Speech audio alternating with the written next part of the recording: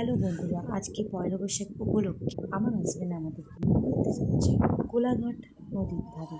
কোলাঘাটে সোনার বাংলা একটা হোটেল আছে। আজকে আমরা ওখানে ঘুরতে যাচ্ছিলাম। ওর ভিতরে অনেক সুন্দর সুন্দর ভিউ আছে।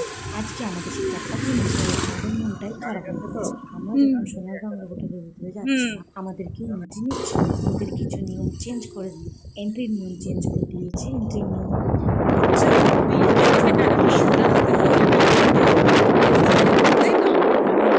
500 টাকার উপরে যেন হয়। যদি নিচে হয় তাহলে আপনাদেরকে কোনো টাকা ফেরত দেবে না।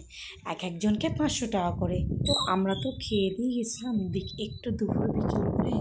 তো ওই জন্য আমরা জাস্ট ভেবেছিলাম হালকা পাতলা স্ন্যাক করব, কিন্তু ওনারা বলছিল 500 টাকার নিচে হলে কোনো টাকা ফেরত দেবে না। আমি আমার হাজব্যান্ড টোটাল 1000 টাকা হয়, আর আমাদের অতটাও খিদে পাচ্ছিল না যে আমরা 500 টাকা করে এক একজন খাবো কিছু। সেই জন্য আমাদের এন্ট্রি হলে আমরা মন খারাপ করে ফেরত চলে যাচ্ছি। আমার হাজব্যান্ড বলে একটু আগে যাই, একটু আগে যাওয়ার পরে কত সুন্দর ভিউ।